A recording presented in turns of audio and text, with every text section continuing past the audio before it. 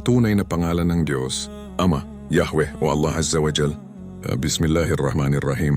Sa ngalan ni Allah Azza wa Jal, ang pinakamahabagin, ang pinakamaawain. Assalamualaikum warahmatullahi wabarakatuh.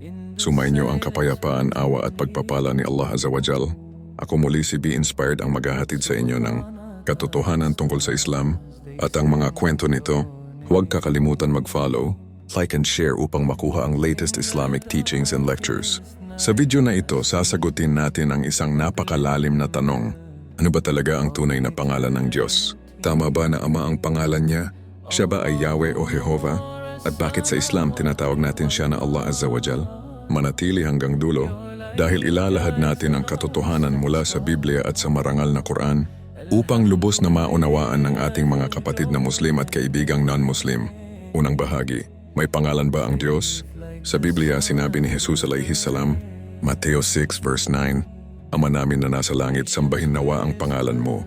Paliwanag, kung sinabi ni Jesus na sambahin ang pangalan mo, malinaw na ang Diyos ay may pangalan, hindi lamang Ama. Dahil ang Ama ay titulo, hindi pangalan. Katulad ng, ikaw ay Ama sa iyong anak, ngunit hindi Ama ang iyong pangalan.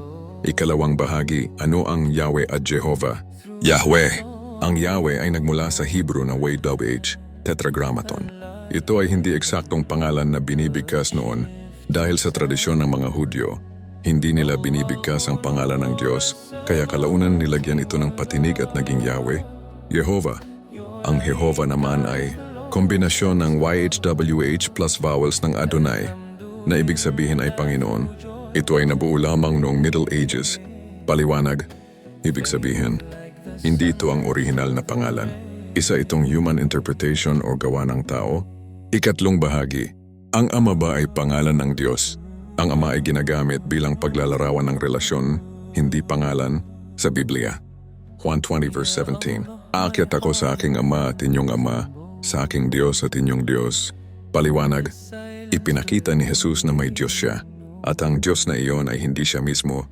Ikaapat na bahagi ang tunay na pangalan sa Islam. Sa Islam, malinaw ang pangalan ng Diyos, Allah Azza wa Jal. Surah Al-Ikhlas chapter 112, Qul huwa Allahu ahad, Allahu as-samad, lam yalid wa lam yulad, wa lam yakul lahu kufuwan ahad. Sabihin siya si Allah Azza wa Jal, ang nag-iisa. Siya ang sandigan ng lahat.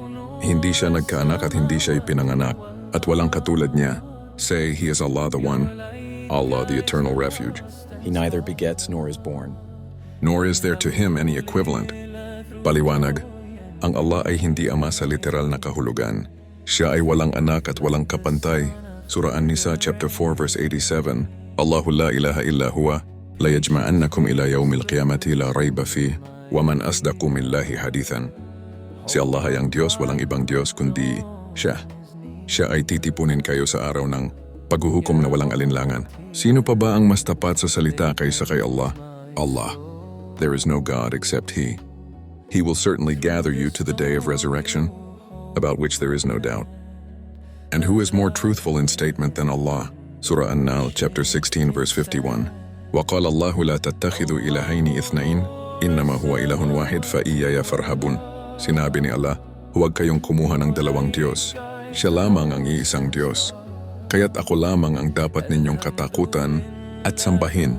And Allah has said, do not take two gods. He is only one God, so fear only me.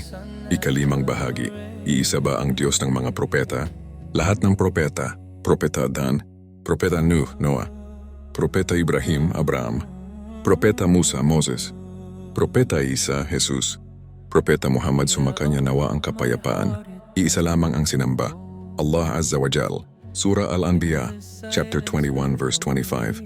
وَمَا أَرْسَلْنَا مِنْ قَبْلِكَ مِنْ رَسُولٍ إِلَّا نُوحِي إِلَيْهِ أَنَّهُ لَا إِلَهَ إِلَّا أَنَا فَاعْبُدُونِ. At wala kaming isinugo bago ka nasugo maliban na ipinahayag sa Kanya. Walang Diyos maliban sa akin, kaya ako lamang ang inyong sambahin. And we sent not before you any messenger except that. We revealed to him that there is no deity except me, so worship me. Paliwanag, iisa ang Diyos, iisa ang mensahe ng lahat ng propeta. Ikanim na bahagi, hadith. Ang sabi ng Propeta Muhammad, sumakanya nawa ang kapayapaan. Hadith, Sahih Bukhari 1. Ang pinakamamahal na mga pangalan kay Allah ay Abdullah at Abdurrahman. Paliwanag, ipinapakita na ang pangalan na Allah ay ginagamit at kinikilala Hindi Ama, hindi Jehovah. Buod ng katotohanan. Ama titulo, hindi pangalan. Yahweh interpretasyon mula sa YHWH. Jehovah gawa ng tao sa kalaunan. Allah Azza wa Jal tunay na pangalan ng Diyos na sinamba ng lahat ng propeta. Motivational message by Be Inspired. Sa ating mga kapatid na Muslim, manatili tayong matatag sa tauhid ang paniniwala sa iisang Diyos. Sa ating mga kaibigang non-Muslim, hindi namin layunin na kayo ay kutyain, kundi buksan ang inyong isipan sa katotohanan. Magbasa tayo, magsuri at hanapin ang katotohanan ng may bukas na puso. Dahil ang katotohanan ay hindi natatakot sa pagsusuri. Maraming salamat sa inyong panunood. Kung may natutunan kayo sa video na ito, huwag kalimutang i-like, i-share at i-follow ang page na ito. Ako muli si Legendary Be Inspired, ang maghahatid sa inyo ng katotohanan tungkol sa Islam at ang mga kwento nito. Assalamualaikum warahmatullahi wabarakatuh. Sumainyo ang kapayapaan, awa at pagpapala ni Allah Azza wa Jal.